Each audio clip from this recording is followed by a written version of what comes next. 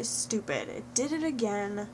I recorded a 6-minute long video and there was no sound. I don't get it. I don't understand. And it keeps flickering. I never used to have this problem. Blah.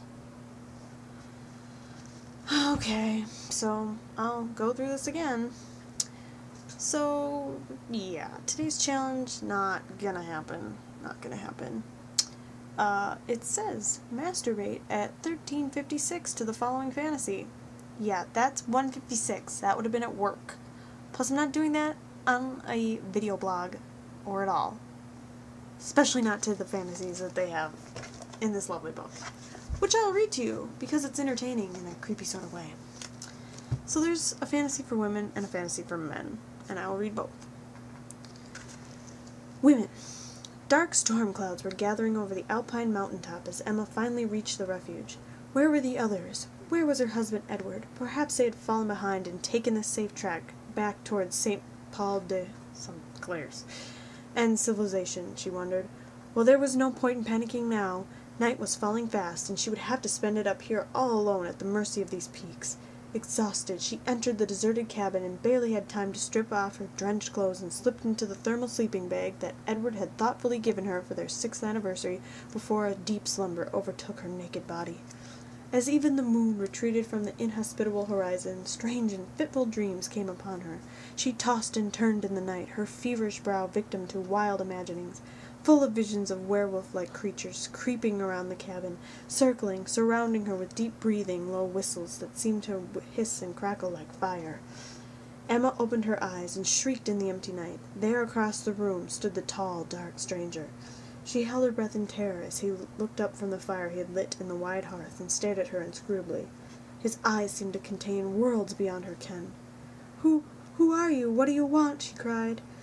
The man made no reply, but simply tossed another log onto the fire with barely a flicker of his powerful, deep-veined forearm. He breathed in deeply, closing his eyes. Emma's voice was trembling. "Look now, I don't know what is going on, but—" He silenced her with a look from his piercing green eyes that seemed to cut right through her. Before she even realized what she was doing, Emma raced through the door in a mad dash for freedom, through the door and out into a thick curtain of rain lashing down over her exposed skin. He caught up with her easily, his strong arms grabbing her by the waist and hauling her back into the cabin. She writhed desperately in his grip until she could no more.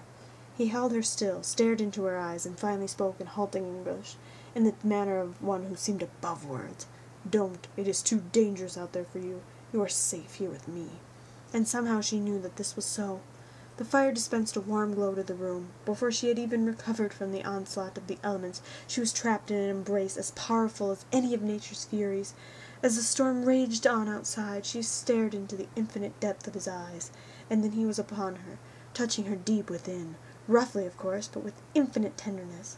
Suddenly lightning struck a tree nearby, while its thunder covered her animal moans. He held her tight for what seemed an eternity, until the first light of dawn broke the enchanting spell the mountain gods had woven around them, and he was gone, as swiftly as he had come. Was it but a dream? Emma wondered wistfully as she drifted off back to sleep, smiling, her brow no longer troubled. Vomit.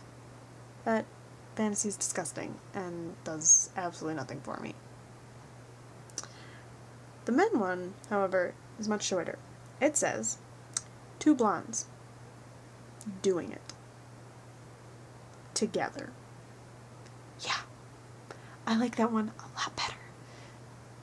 It's funny and somehow kind of true and does more for me than the women's story, for sure.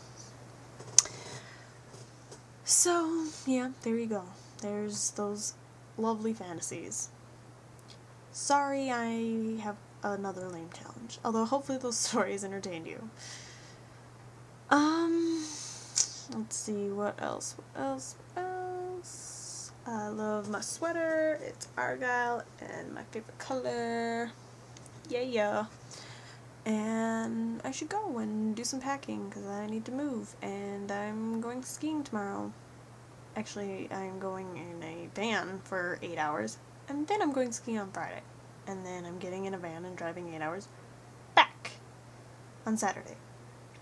So yeah, I will hopefully be able to do a video for you early tomorrow morning, and a video for you late Saturday night, but Friday's video will have to be also late Saturday night because I won't be able to have the internet and video recording capabilities while I'm there on Friday.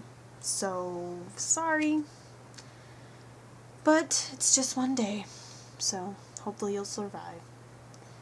I will see you tomorrow.